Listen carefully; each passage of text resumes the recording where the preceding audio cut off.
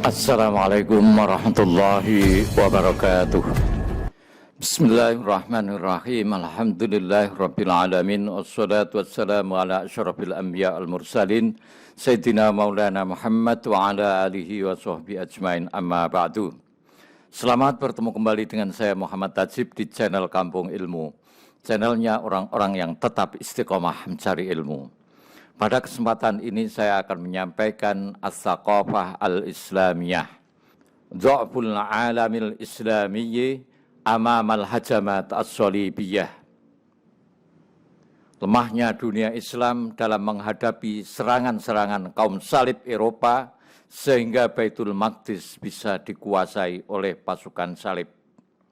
Indama kanatil mujtama'atul islamiyah ta'ani minal fasadi wa dha'fi fi mayadinil hayatil mukhtalifah wa ru'asa'il alamil islami ala halihim minatafakkuki wassira' takhalas solibiyun fa'atahu bimulukis salajiqah asiyat sukra wastawallau ala asimatihim niqiyah thumman hadaru ila biladis syam wahadatul akhain Ridwan fi Halab wa Daqqaq bi Damsyq tahdidan balighan hatta tarrat dukhula fi ta'atis salibiyyin wa ada'il jizyah wa qad radiya bihadzal hawan li inqadhir ra'iyah wa li riayati hurmatil watanil islami. Di saat masyarakat muslim di seluruh pelosok negeri Islam menderita kerusakan dan kelemahan dalam berbagai bidang kehidupan, sedangkan penguasa-penguasa muslim terlibat pertikaian satu sama lain dan perpecahan, datanglah pasukan salib. Mereka berhasil menghancurkan kekuasaan Bani Saljuk di Asia Kecil dan menguasai ibu kota Nisya.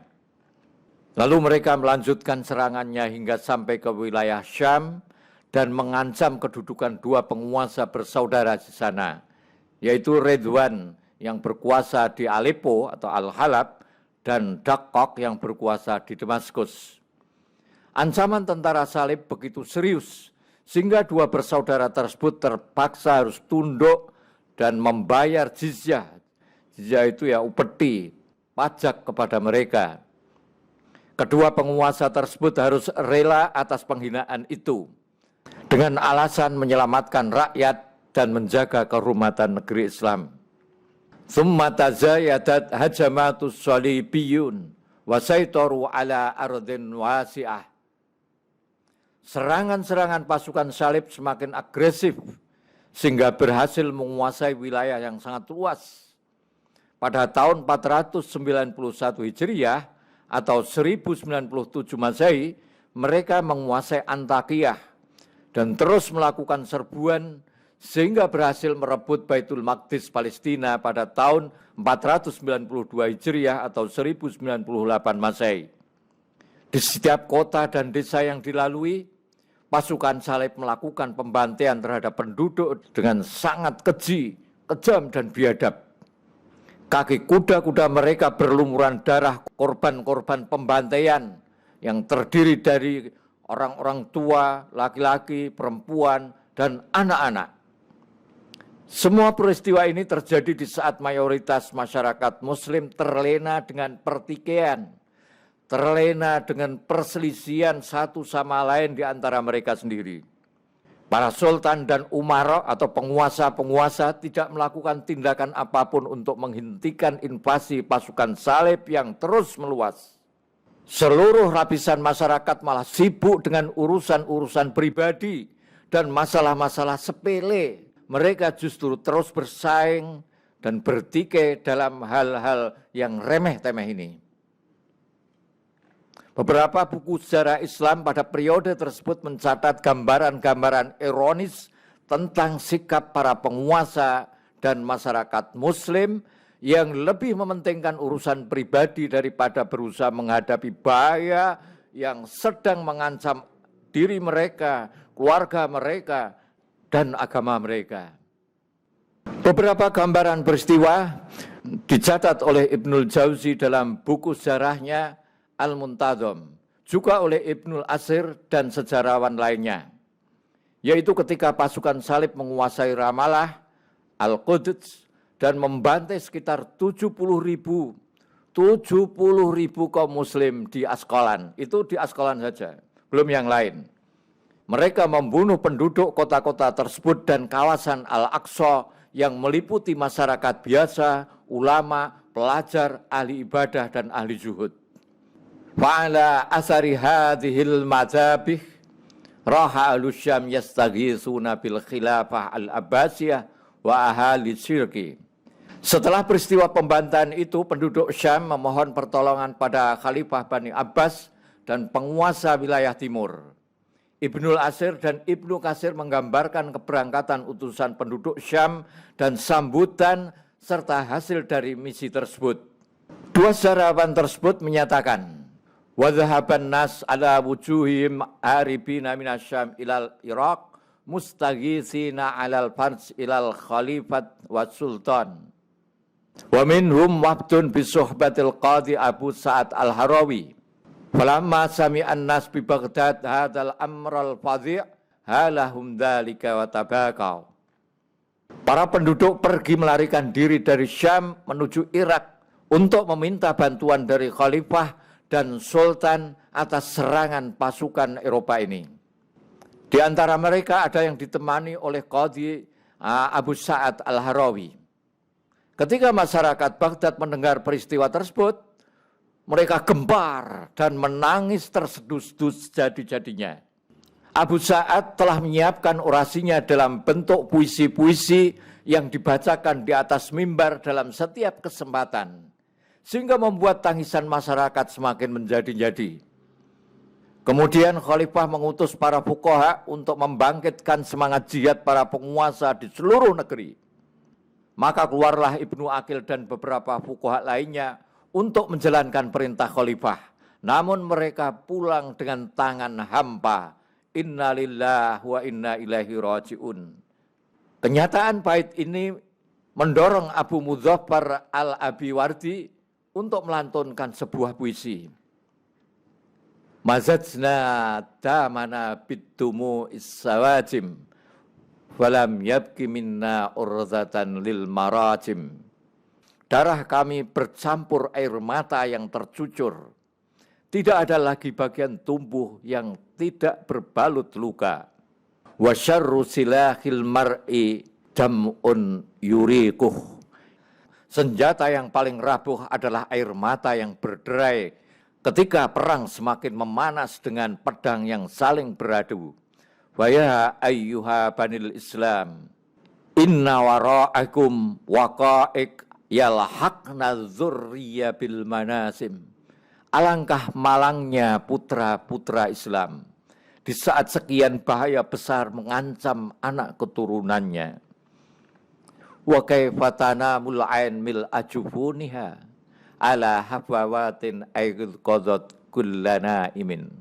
Bagaimana mungkin mata ini bisa tidur lelap ketika didera berbagai penderitaan yang membangkitkan setiap orang yang tidur. Saudara-saudaramu di Syam tidur di atas bantalan pembantaian atau dalam perut binatang-binatang buas. Tentara Eropa telah membuat mereka terhina. Sementara engkau terus bergelimang nikmat dan hanya bisa bersikap pasrah. Jika ada orang yang menghindari perang-perang itu, justru akan menggigit jari di kemudian hari. Jasad suci yang terkubur di Thaibah nyaris memanggil dengan suara lantang, Ya ala Hashim, wahai keluarga Hashim, aku melihat umatku enggan menyerbu musuh, sedangkan sendi-sendi agama begitu rapuh. Wa yajtanibunan nara khaufan minar rada wala yahsabunal ara darbata lazim. Mereka menghindar api karena takut mati tanpa menganggap kehinaan sebagai akibat yang pasti. Apakah pembesar-pembesar Arab rela dengan kehinaan sehingga membuat seluruh masyarakat menjadi terhina pula? Apakah pembesar-pembesar Arab rela dengan kehinaan sehingga membuat seluruh masyarakat menjadi terhina pula? Sahabat Kampung Ilmu yang berbahagia, di dalam syair tadi ada kata Thaibah. Thaibah ini adalah salah satu nama kota Madinah. Maksud bait ini, Rasulullah SAW yang terkubur di Madinah sangat terkejut dengan peristiwa tersebut sehingga berteriak memanggil, "Wahai keluarga Bani Hashim," yang berarti dinasti Abbasiyah. Beliau juga mengecam umatnya karena enggan berjuang mempertahankan agama dan menyingkirkan bahaya. Jika memang mereka enggan bangkit atas dasar menolong agama, jika memang mereka enggan bangkit atas dasar menolong agama, tidakkah mereka bangkit karena kecemburuan terhadap istri dan keluarga? Maksudnya, tidakkah mereka bangkit karena ingin menyelamatkan istri dan keluarganya? Jika memang mereka tidak peduli dengan pahala yang besar ketika terjun di medan laga, tidakkah mereka mau peduli karena harta rampasan di depan mata? Sementara Ibnu Taghribarti mencatat puisi yang dilantunkan oleh penyair lain sebagai berikut. Kekuatan kafir telah mengarak awan hitam di atas Islam. Gelap menyeliputi agama yang lurus ini. Hak terabaikan, kehormatan tercemar nista, pedang menebas bebas dan darah bersimbah. Alangkah banyak laki-laki muslim yang tertawan, juga wanita muslimah yang terhormat menjadi tawanan. Jika seorang anak kecil memikirkannya, sungguh peristiwa-peristiwa itu begitu besar, niscaya orang tua pun kembali ke masa kecilnya. Saking dahsyatnya. Akankah ketika wanita-wanita muslimah tertawan, kaum muslimin masih hidup nyaman dan bahagia? Fakul lidzawil basair haitsu kanu ajibullah waihakum ajibu. Katakanlah kepada setiap orang yang memiliki hati nurani, di mana saja, jawablah panggilan Allah. Jawablah. Ibnu Taghribarti melanjutkan bahwa para penyair dan orator terus berusaha membangkitkan semangat kaum muslimin.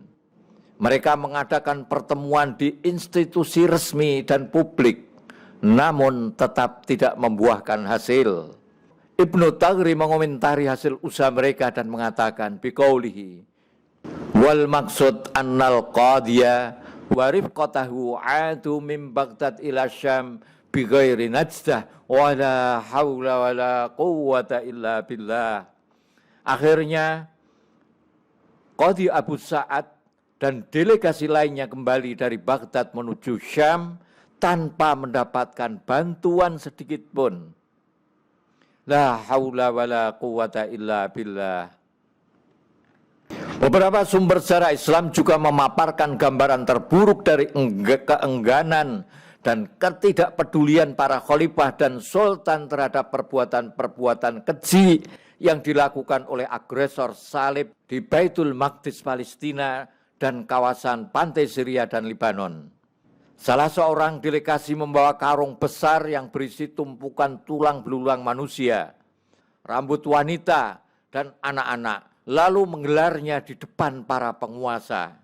Ironisnya, khalifah justru berkata kepada menterinya, "Fakana jawabul khalifah li wazirihi ta'ni ana fi syai'in ahammu min hadza. Hamamatil balqa li salasa layalin lam araha." Ironisnya, khalifah justru berkata kepada menterinya, "Biarkan aku sibuk dengan urusan yang lebih penting, yaitu merpatiku. Si balqa sudah 3 hari ini menghilang dan aku belum melihatnya." Maksudnya, khalifah memiliki seekor burung merpati yang memiliki bintik-bintik indah pada bulunya. Burung tersebut sangat terlatih untuk aduan dan menyerang merpati lainnya. Permainan ini sangat populer di kalangan masyarakat dan khalifah pun sangat menyukainya. Demikian pula orang-orang kaya dan para pejabat petinggi pemerintahan.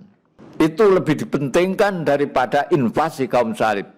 Pada tahun yang sama ketika terjadi penyerbuan dan pembantaian di kota suci, 3 Sultan Bani Saljuk keturunan Malikus Shah, yaitu Muhammad, Sinjar, Barkiaruk, justru terlibat pertikaian dan perang demi mempertahankan kedudukan dan kekuasaan mereka masing-masing. Pada bulan Dzulhijjah tahun itu, Muhammad menguasai Baghdad dan meresmikan penyebutan namanya dalam khutbah. Ia lalu melanjutkan penyerbuan ke kawasan Rai, tempat ia menjumpai Sayyidah Zubaidah, ibu saudaranya sendiri, yaitu Barkiaruk. Lalu Muhammad menyuruh orang untuk mencekiknya, dan bersamaan dengan itu juga menyerang Barkiaruk sehingga terjadilah 5 kali pertempuran yang sangat sengit. Itulah kondisi umat Islam, bercerai-berai, perselisihan, rebutan kekuasaan untuk hal-hal yang remeh. Pada saat yang kritis semacam itu, tentara salib masuk ke negara-negara Islam. Hasilnya, Baitul Maqdis dikuasai pasukan salib hingga beberapa tahun lamanya. Lalu Salahuddin Al-Ayyubi berhasil merebut kembali. Namun kemudian karena kelengahan umat Islam, karena tidak bersatunya umat Islam, maka orang-orang Yahudi bisa mengalahkan umat Islam kembali. Kapan kembali ke pangkuan umat Islam? Wallahu a'lam.